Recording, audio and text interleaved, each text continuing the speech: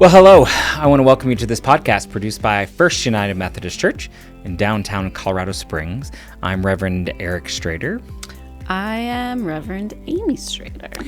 And did you know we're related? I did. We have the same last name. I did know that. So cool.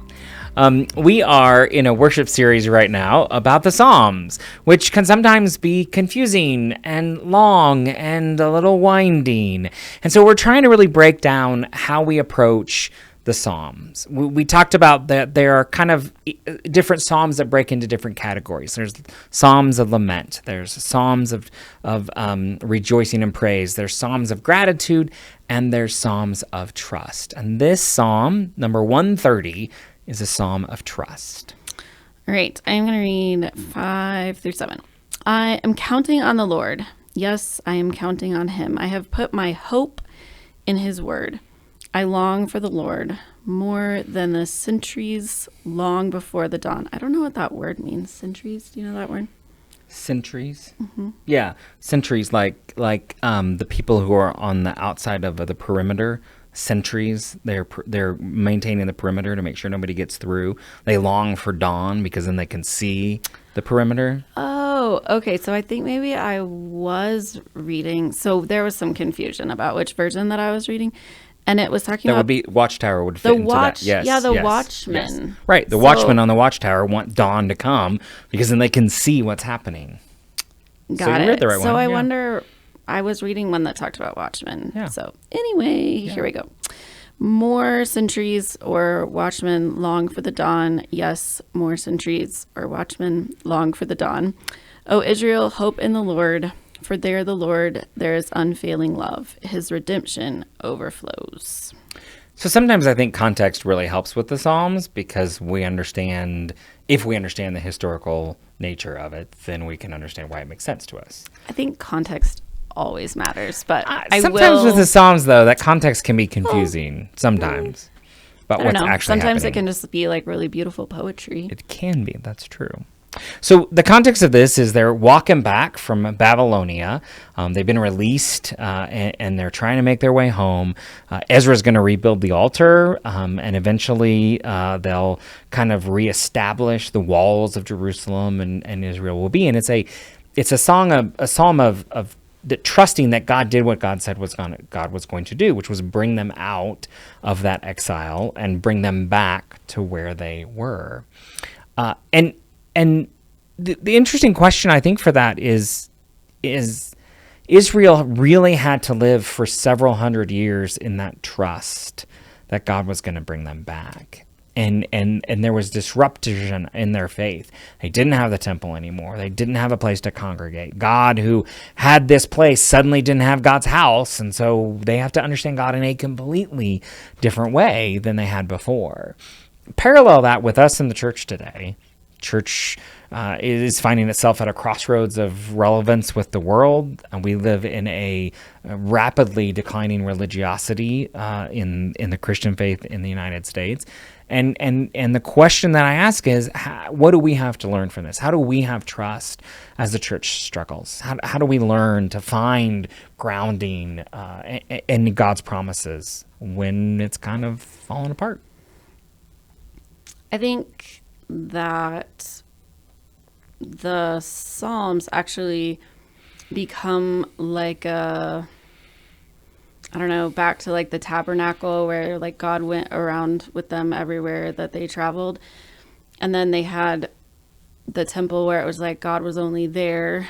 And I think the Psalms take it back to a place of God can be anywhere. Like these prayers would have been prayed lots of places and would have been sung in lots of different environments. And so I think that we can certainly learn from it that no matter what was going on or where they were, whether it was a time where they felt like they had hope or not, they had something that continued to help them feel grounded to God. And I think you can be grounded to God even when you don't know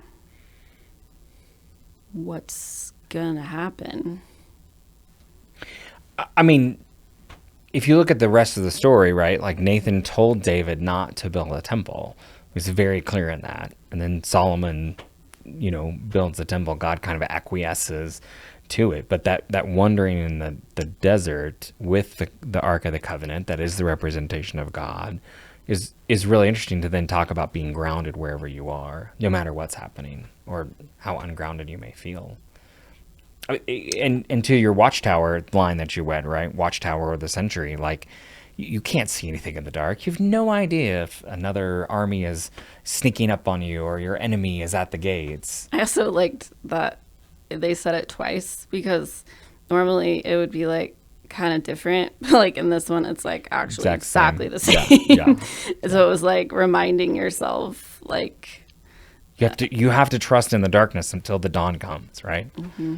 No matter where you're finding yourself walking around, no matter whether the temple's built or it's destroyed, no matter if you're in Babylon or Israel, wherever it is, you got to wait for the dawn. And to think about the imagery of why I liked the watch people, not just the watchmen, was that I'm sure that they fell asleep sometimes. And so we have to realize that there'll be some times in our life where we'll be alert and our hope will be strong, and then other times where we might just have to take a break, or we might have to call in reinforcements like, I can't do it today. Can you come alongside me and do it for me instead? Well, we're not walking alone. We're on the journey with somebody. God's on the journey with us. We're on the journey with each other. A couple of weeks ago, I was visiting with one of our wise ones of the church. He's 96 years old, and he had this great phrase. We were talking about all the changes he's seen. He was a member of this church in 1955, and it's just kind of steady declined ever since. And he said, I gave up being disappointed in the church long ago because I learned that what will be will be. And that just, it was such a grounded approach to trust that there's going to be something there. It's going to change. It was different in the 70s from it was in 55. It was different in the 80s and the 90s. It's different today than it was any other time before us. And yet he still trusts that the dawn is going to come. Well, the dawn coming is more, when we were talking about the Psalms of Praise, there was sort of this tension about whether or not it's like these big grandiose times or whether it's the smaller everyday things. And I think hope can look like that too. Like you're sort of talking about the dawn coming as being this like, oh, the church feels like what we wanted to feel like again. Everything's fixed. It's all good. There's no problems anymore. That's not happening. Yeah. But what does happen is lots of everyday moments. And it sounds kind of cheesy, but like, remember that poem that like, there's all of these seashells or the little, whatever they are, the starfish that you got to throw back in the water. And it's like, oh, that mattered to that one. And it's like kind of a cheesy thing from the 90s maybe.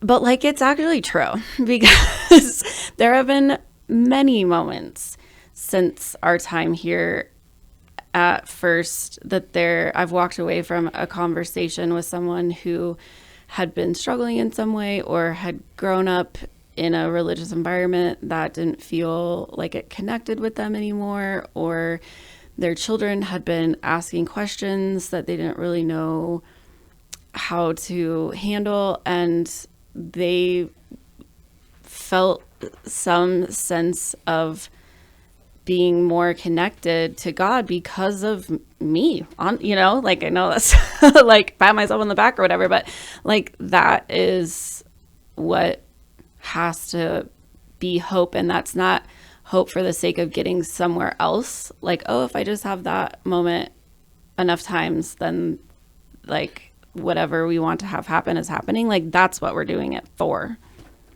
Yeah, I hear that. I still think that's focused on like you're still focused on not the everyday, but the big. Your point was the everyday. So, I mean, to go back to the century watchtower imagery, like every day we're going to go through this cycle where, okay, we got to the dawn, we're in the other day, and it's okay in the daylight. You have these big conversations and you change someone's life, and then, oh gosh, we're in the night again. And that rhythm is the rhythm of church today. I just find that that's the rhythm of like, we got to trust, and then it's going to get hard, and it's going to be night, and we're going to wait for the dawn, and okay, we do really good work, and then we're back in this, we got to trust that the dark's going to end, and we're going to get, it's that rhythm is so much shorter in church today than I think it has been in times past, where there was a longer season of that waiting and having to trust. The darkness is more often today than I think it was in the past experience of church. I still think, though, that those times where you do experience something that mattered to someone, maybe for like a while, makes the darkness not quite so dark. Okay. And maybe like with time it like builds back up again or something. But I think that if the darkness like still comes, then like what's the point of having those moments? Like it has to ease it up a little bit. Well, we continue the conversation and the journey. I hope you'll join us this Sunday as we struggle with the Psalms of trust, and when we're disappointed and when we're hurt and when it's hard, how do we still trust in God and trust in each other? We'll see you Sunday. Bye.